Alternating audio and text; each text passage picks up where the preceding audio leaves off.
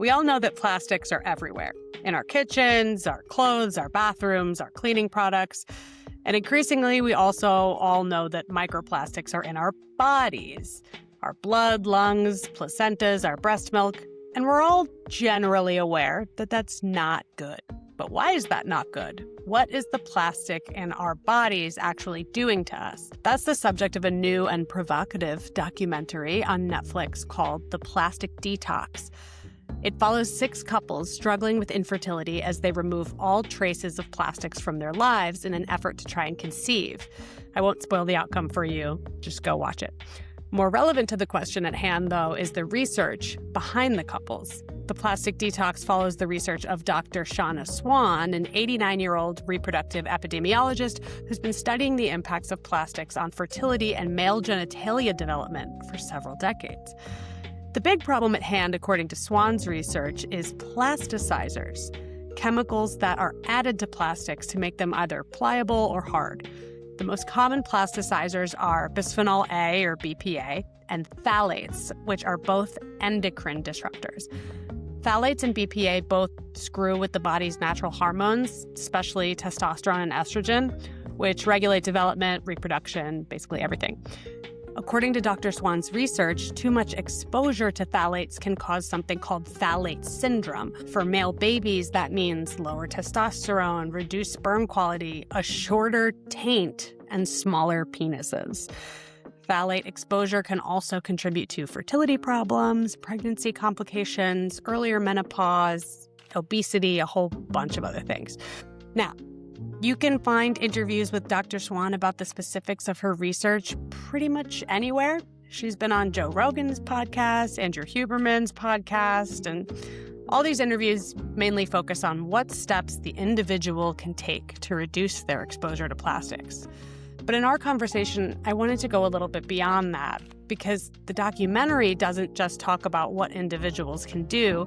It also calls out the system that made this problem so widespread in the first place. It traces how plastic production is tied directly to oil and gas extraction, and it explains how fossil fuel industry influence has shaped regulation in ways that leave these chemicals largely unregulated. So, in today's episode, Dr. Swan and I are going to talk about the systemic problem of plastic pollution. We also talk about how people are reacting to this documentary and her research, how she views her role as a scientist versus an activist, and how Joe Rogan has helped shape her career. Just a quick note that our producer, Tracy Wolf, was involved with the film, so to avoid a conflict of interest, she is sitting this one out, not participating today, just me. So here's my conversation with Dr. Shanna Swan. Enjoy.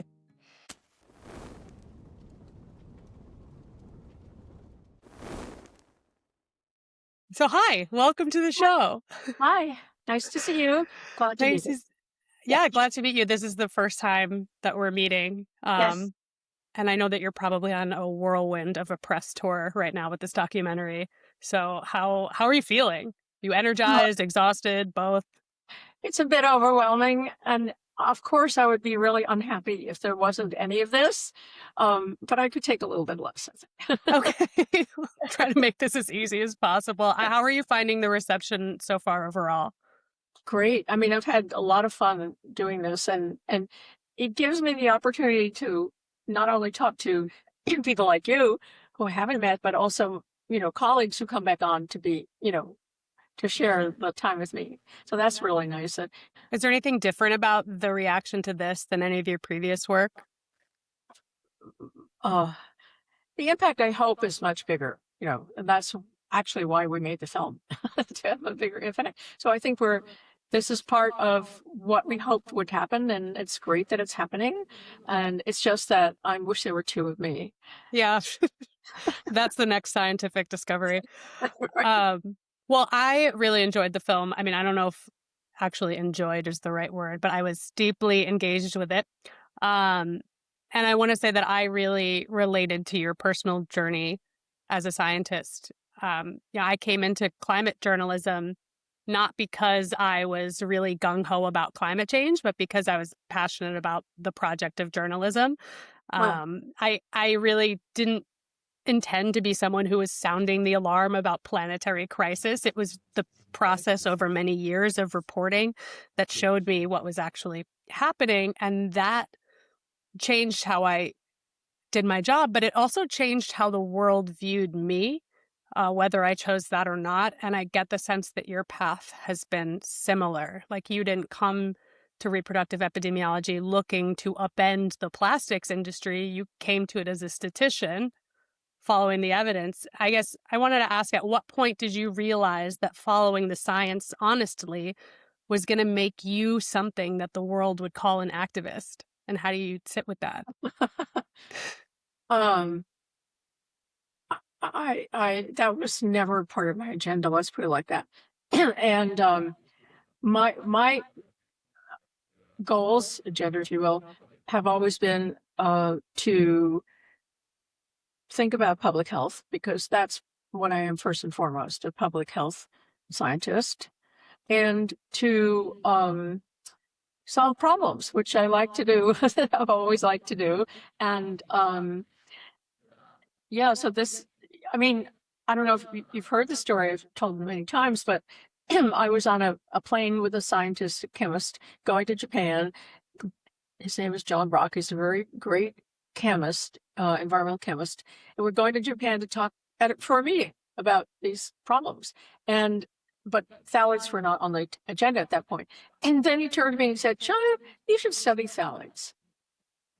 And that question, that statement changed my life, really, because I didn't know anything about phthalates. And I said, well, what are phthalates? Right. So focusing on phthalates, he said, everybody's exposed to phthalates, which I was, I didn't know what that meant at that point at all. That just sounded big. So, and then he told me that in another arm of the government, National Toxicology Program, they've been studying how these chemicals in pregnant mice and rats affected the development of the genitals of the offspring. So, that was very interesting.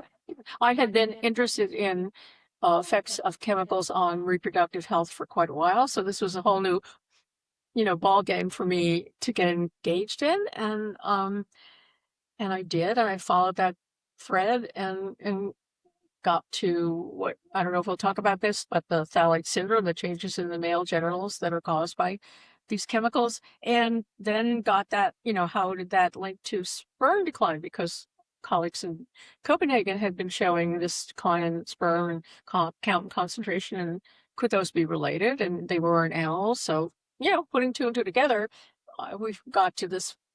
We followed this arc until we could show that phthalates in utero affected later semen quality and fertility. And I think that's the sort of summary of that whole piece of science that I was very engaged in for close to 20 years. Yeah, and if your research had shown that phthalates were not leading to any fertility problems or any changes in male reproductive organs, then you wouldn't have it wouldn't have happened like this, I assume.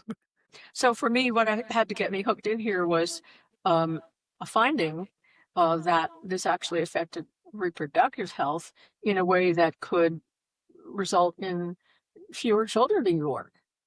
When did you start to suspect that you were being viewed as an activist scientist, or have you felt like you're being viewed that way? I don't feel that I'm viewed that way.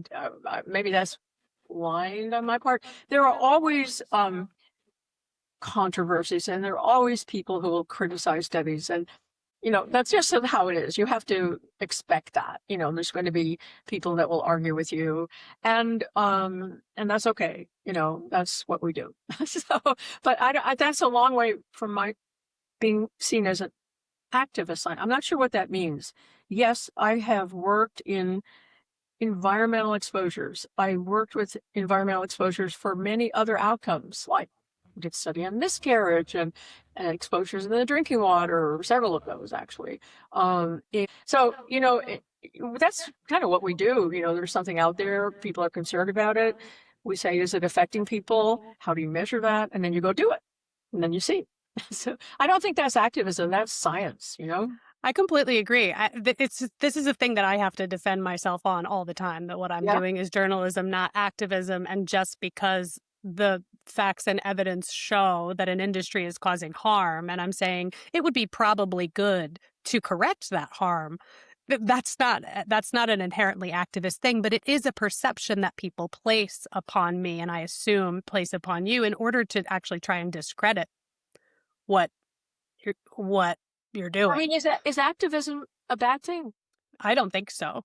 Yeah. But yeah. I I mean, if you care, as I do deeply, and I think you do too, about public health and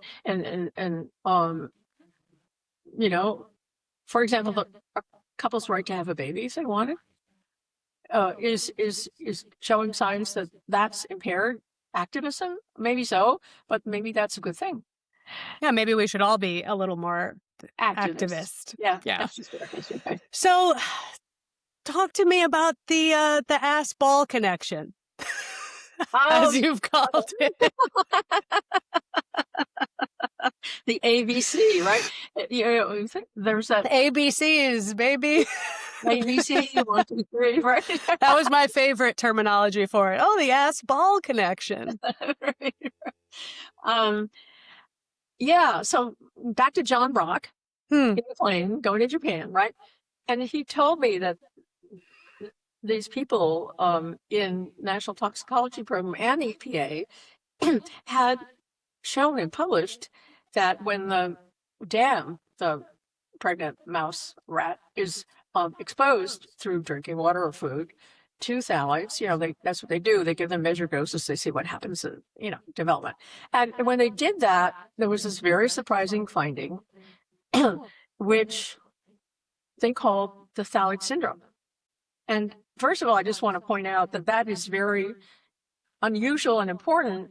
It indicates how important they thought it was, because there's no other syndrome aside from fetal alcohol, which is not an environmental toxin in the same sense as it's an exposure, but it's not considered a toxin. Maybe it should be, but anyway, phthalate syndrome was found in male pups whose mother was exposed to certain phthalates, particularly the most anti-androgenic ones, the ones that have the strongest effect on testosterone, because that's one of the things that these phthalates do. They lower testosterone. And phthalate syndrome, for anyone who's listening who hasn't watched the documentary, is like the shortening of the ABC. That's one thing. Okay, so the phthalate syndrome, the reason it's a syndrome is because it's a lot of things. It's not just one thing, right? So what is it? Well, it's a cluster of changes to the genital tract of males in the direction of making them less male typical. That's sort of really important. Male typical means the development of the genetic male. Okay. So lots of things happen, and what's going to become the penis starts developing, and ultimately, if there isn't enough testosterone, then that penis is smaller, and the testicles are not going to descend as fully. And what you were talking about, and what I've been talking about, is this kind of unique measure of the distance from the anus to the genitals. And that distance they called the anogenital distance, because it's the distance from the anus to the genitals. Now, anus is pretty precise, genitals is pretty vague. We're getting pretty technical here, but where do you put your calipers if you're going to measure this? Because this is how you do it, right? So there's a lot of papers written about where do you measure this, especially after we did it. But in mice, it's not so easy to see. Mice are pretty small, so they're very difficult to do. But they did it, and they published it in mice. And then when I saw this, I thought, what about humans? Right? The obvious question. What about humans? But nobody had asked it. So that must have been a crazy moment to be like, wait, we've seen that exposure to phthalates found in so many plastics, found it all over the environment, is causing these massive genital changes in mice, and nobody has thought to look at this in human men. Right. You're like, that's me. That's Shanna's. Well, I told you I like puzzles, right? Yeah. So the puzzle was, is this in humans? What does it look like? How do you measure it? Think about this. The original measurements were on teeny newborn mice or rats, right? What does that mean in humans? So that was a little puzzle within a puzzle, just figuring out what kind of exam would we give to these little boys. Right? And in the documentary, you have this very hilarious scene where you're like in a coffee shop measuring the anogenital distance between. That's on Willie. Do you want to see Willie? I would love to see Willie. Do you have Willie handy? Yeah, Willie's right here. Oh my gosh. Wow, it's like I'm meeting a celebrity. Do you have many Willies or just one? One Willie. This is Willie. This is the calipers. Oh my God. This is what I did in the coffee shop. I brought Willie. Willie's got missing some of his. You gotta hold him up a little bit. Can't see him. Oh, there we go. This is Willie. He's an anatomically correct doll. And you see here. Can you see? No, you got bring him up a little bit. Let me. Well, a little more. You gotta raise the roof with him. Okay. There's Willie. Yes, Willie. And then these are the calipers that we actually use. This is a adult caliper, so it's not the right size for Willie, because we also did it in adult men. But the idea is you put one end on the anus and one end on one of the other marks that you decided, whether it's to the scrotum or to the penis. You take a measurement. You do it 3 times, and then you have another person do it, so we have an independent measurement, and you average it, and that is Willie's. Hi, Willie, you gonna wake up? No, I guess not. It's just such a comforting process for him. Right. So, once we figured out how to do this, this was a good calipers and how to measure the other things. We also had to measure the size of the penis and the size of the scrotum and the size of the testicles. And we designed an interview and an exam.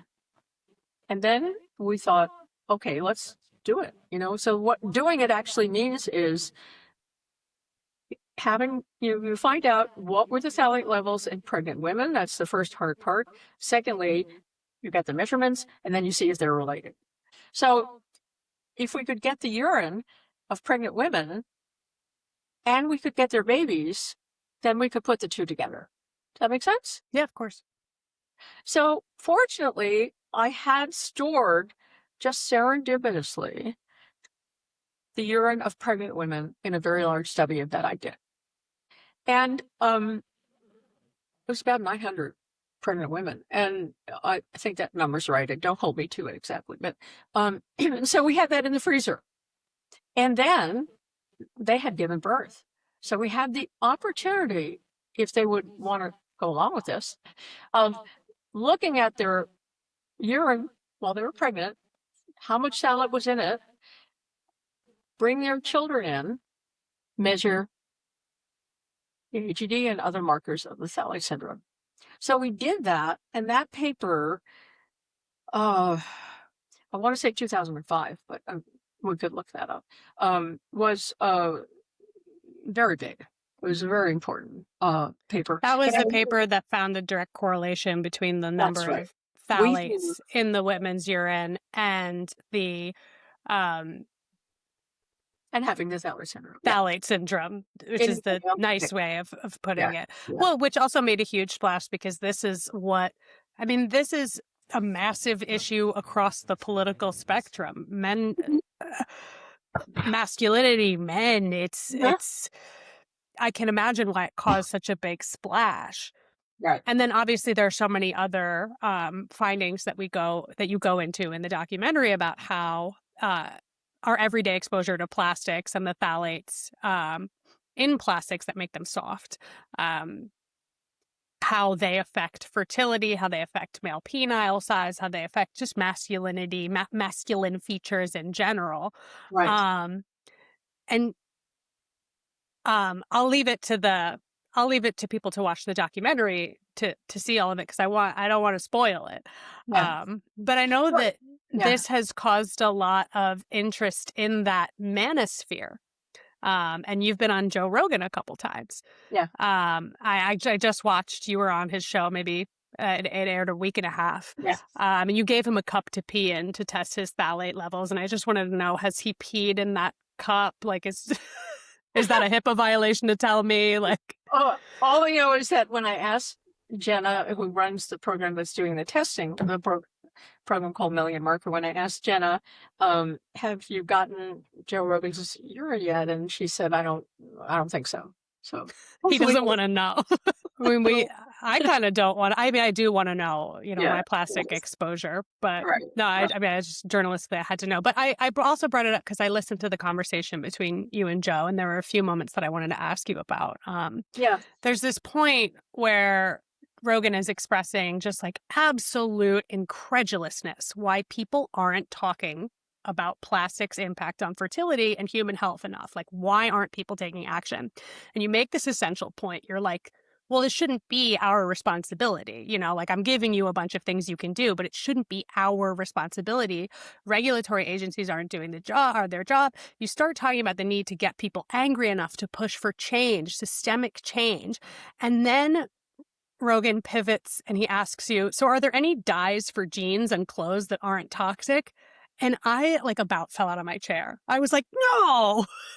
And we almost got there. We almost got to that systemic discussion. I just want to know, did that happen in your head too?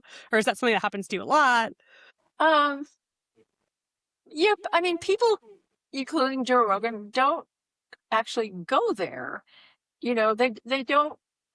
I think what impacts people immediately is where is it coming from and what can I do about it?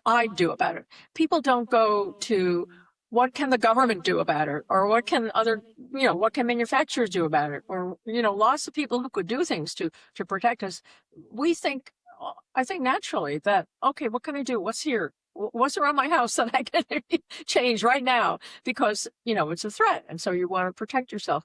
The systemic change, which is ultimately the most important, is not something in our vision ordinarily, unless we work in that field. So it's not something we would think about. But I just have to say that Joe Rogan saying that to me, and that was on the first Joe Rogan, by the way, he said that, why don't people know about this? Right? You remember that? Yes, yeah. He said it in the first, and he said it in the second. He said it many times in the second. Right. Yeah. And that, when he said it the first time, and that was 2000, I don't know, about 5 years before the second. Mm-hmm. I changed my life. And I said that to him. Well, I'm happy to say that to him the second time when I went back, because what happened when he raised that question, I told you I like to solve puzzles. So I began thinking about, well, why is that? I mean, really, what? And so, I thought, my God, I've been trying very hard for a long time, doing all these studies, millions of dollars, by the way, millions of dollars, these studies, from NIH. And I've been, talking about them in academic meetings. I've been publishing them. I've been teaching them to my students. And he says, why don't people know about that? And that's absolutely right. They don't. So I had to ask myself, what could I do differently? What could we, as a movement, if you will, or, do differently to make this science impactful in a way that it reduces risk? So is Joe Rogan responsible for this Netflix documentary in a way? In a way, because I never told him that, but his asking that question led me to not to leave academia, because I am a tenured full professor at Mount Sinai. I am adjunct at San Francisco's UCSF, and so on. And I publish in academic journals. I do all the usual things you're supposed to do. Mm-hmm. But now my primary focus is to do what we did in the movie, which is to take a small sample, change exposures, and see what the impacts are on health in a way that can impact people. They can talk about it. We can get communication about it and maybe use that data to influence legislation, regulation, who knows, right? So you can see that it's a way to turn the science from the academic setting where it's kind of passive Yeah. into something active. Well, and it's to what you're saying, it's zooming in on these individual stories, on these individual couples, right, is a way to get people to think about the systemic problem that caused those individual problems to happen, which I think is something that the documentary does fairly well. It is so detailed. I was so surprised about this, in connecting plastics to the fossil fuel industry and to petrochemical plants. Why did you think the filmmakers did that? Because they're interested in change. And then there's not going to be change without, changing how these chemicals or how these products, I would say, are made, and having made in a safer. We're not going to stop using plastic. There's going to be another form, hopefully, of plastic that will perform the functions of our traditional plastic, but use ingredients that do not cause us to be infertile, cause us to be obese, cause us to have impaired immune function, and so on and so on and so forth, which all, these chemicals do. So what we need to come out of this is a drive to safer chemicals in plastic. And to your credit, you did manage to get fossil fuels into that conversation, a systemic discussion into that conversation with Joe Rogan. It's like around the 90-minute mark, I think you said, you just brought up the fact, Joe, like fossil fuels or plastics are made from fossil fuels. And Rogan admitted that, yes, that is probably one of the primary factors why this isn't discussed. I thought that was a big admission from his part. But he pivoted then and he said, well, I just don't think you're going to get the government to act on this stuff. I think this has to be done on an individual level. That's my cynical view of how this is going to be played out. Do you share his view? Do you agree with him about that? I think both. I think we can't wait for government action. It's just too slow. If you think about what it took to regulate cigarettes or to get lead out of gasoline, you're talking about like 40, 50 years. We don't have that. We really don't have that time.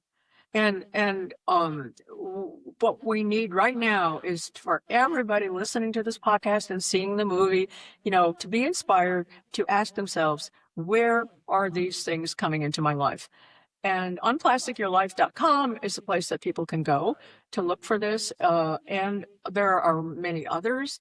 And lots of written about this, but people don't, I don't want to say they don't care. They certainly care about the endpoints, but they don't, I think, have the bandwidth, I would say, to deal with, in this very complicated, threatening world that we're in right now. Are you going to worry about, what your clothing is made of and what your spatula is made of? And, no, you're going to go about your business and, feed your kids and put them to sleep and go to work. And there's not a lot of room here, particularly, by the way, I have to say, for people that are less privileged. Yeah. So if you're more privileged, you have more time to think about it and say, well, what changes can I make? Let me read about this. But if you're, running, doing two jobs and having a bunch of kids to put to bed and, right? You just don't have the time to research what's my life. Spatulas, right? It reminds me so much of my own climate change reporting, right? It's just this, it's the same with plastics in our lives and our plastic exposures. It's just this massive, everywhere you look is the problem. There's not one thing you can do. If you really want to tackle it, you have to tackle every single thing. And you're like, I have a job, right? Yeah. And so but I think this film does a good job of making it tangible, and making it digestible for the individual. It's just about, and when I, as a journalist, when I really lie awake about is how do we get people to also think about this systemic issue of fossil fuel production and a fossil fuel influence on our politics, right? Because Emily, you were our climate change reporter, yes? Yes. Yes. So, I was especially interested to talk to you because one of the points I'm now trying to make is that this is not toxins. The chemicals I talk about are not an isolated problem. I like to use the image of the Hydra, the three-headed Hydra. You know that No. no, Should it's a I? Is it like a mythical beast? monster with Yeah. three. Okay. I Yes. know it actually. Yeah. Yes. Yeah. And for me, that's what we're fighting, really. That climate and toxins and loss of biodiversity, which you and I haven't talked about, Yes. are all. This Hydra is sitting in a pool of petrochemicals, Yes. which is, infusing the Hydra, giving it strength and giving it power and making it grow. And so, the myth is you can't kill the Hydra by cutting off one head. That's good. Right? Did you think of that? Yeah. Yeah. So, Yeah. yeah, we can't just go, we can't just have people worrying about, well, the ocean has fewer species. Yes, it does. And this is terrible. Loss of biodiversity in many places. Climate is a disaster, as you well know. And toxins are also a disaster. And then we talk about how they are all related. The species are all exposed to the same toxins we are, right? And climate change drives the production of these chemicals. So this is not three problems. This is one It's problem. one problem. Yeah. Yeah. Yeah, I mean, I hear myself. It's why my coverage and why my newsletter is like always so focused on the fossil fuel industry. And sometimes I like tire myself out from talking about it all the time because I'm always like, well, the fossil fuel industry, the oil industry. But I feel that way all the time. I'm like, well, I can talk about these individual issues, and I am, by talking to you about the fertility problems with plastic exposure, which I think is so ubiquitous. It's a huge concern even for someone like me who doesn't even want to have kids, right? Like, because there are other health concerns as well. But when you boil it down, I always want these conversations to boil down to the body of the Hydra. Yes. So, Yes. Thank you. Yes. And let me say two other things about that. One is that if you damage, the reproductive system, so you have lower fertility, you have lower sperm count, poorer egg count, and so on. There are a number of very large studies showing that you will die younger. You will have a shorter life expectancy. So this is not just about reproduction. This is, if you will, the signal, the canary in the coal mine, that the whole system is going south, right? And the other thing I want to say is that the toxins, which are pretty easy to tie directly to the fossil fuel industry, are also pretty directly, but people don't look there so much, tied to biodiversity loss, right? So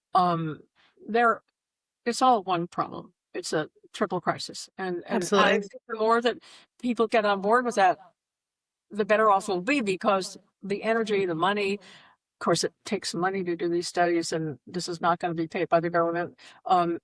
Just a word. We need people concerned about this to recognize this triple threat. If you care about climate change, you must also care about toxicity and biodiversity loss, because they're not separate problems. Yeah. Has the fossil fuel industry reacted at all? What has their reaction been to your research? I'm sorry, which industry? Fossil fuel, plastics, petrochemicals. No, I don't hear from them. I don't hear them. You don't hear them? Well, you might hear from them soon. I'm sure they're happy with me, but yeah. I have two reader questions. So the first one is from a reader named Morgan. She asked, is there any hope or promising research about removing plastics from the body at some point in the future?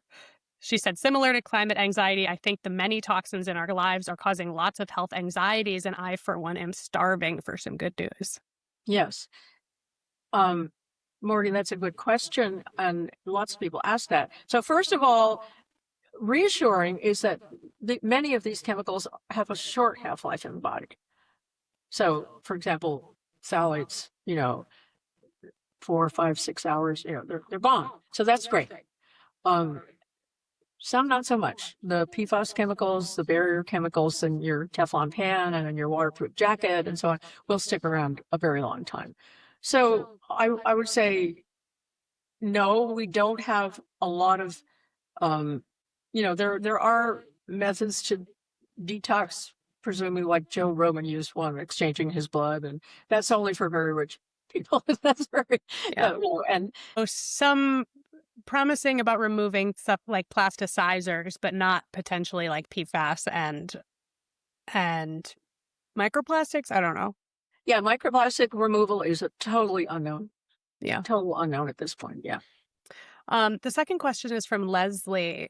They said, I am curious about the home biodegradable / compostable baggies and wrap that is now sold more widely in such markets like Wegmans and Whole Foods. What, I don't know if you know this, is what binding processes allow for the plant starches to hold?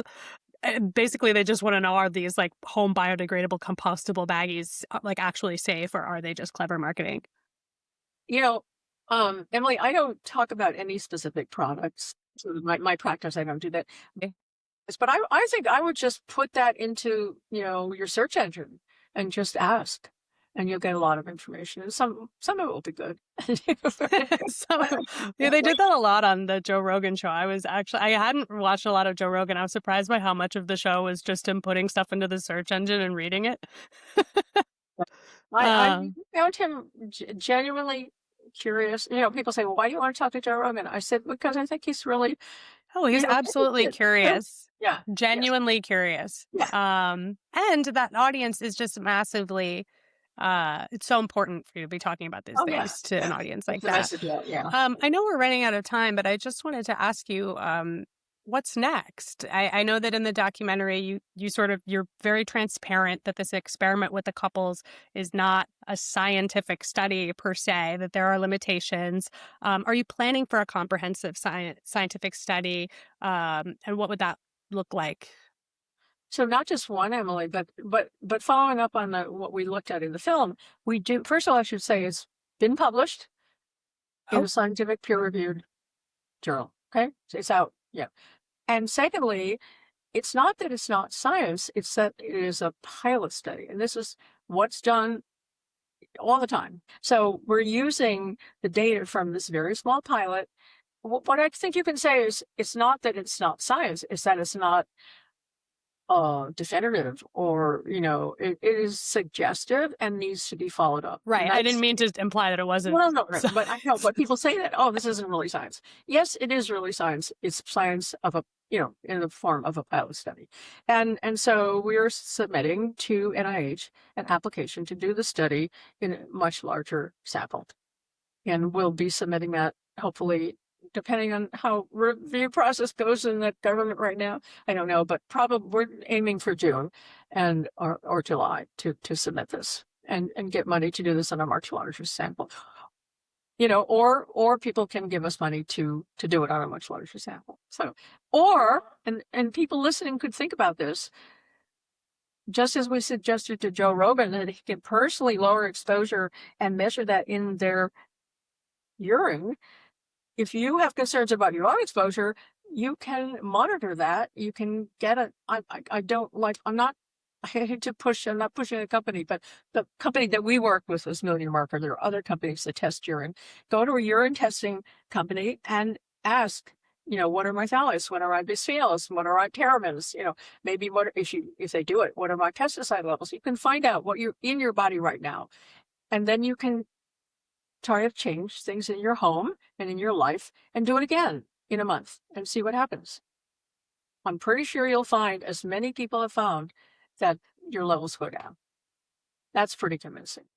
But thank you so much for talking with us, talking about some of those more systemic solutions too. I know that you've been talking about the individual stuff everywhere. I just wanted to make sure we got on that. But I hope everyone goes and watches the Plastic Detox and tunes into your research. And let me know, let me know if what the next developments are, because I'd love to cover them. Okay. Thank you. Thanks so much. All right, everyone, thanks for listening to this interview. If you'd like to hear more of my thoughts about the plastic detox and the individual versus systemic action conversation, head over to my newsletter. You can find it at heated.world or by searching Heated on Substack. The Heated newsletter and podcast are both 100% reader funded, which means I don't have any corporate sponsors or billionaire owners shaping what I cover. I also don't run ads on the newsletter. This is supported entirely by subscribers and readers, which helps me stay 100% independent and unbought.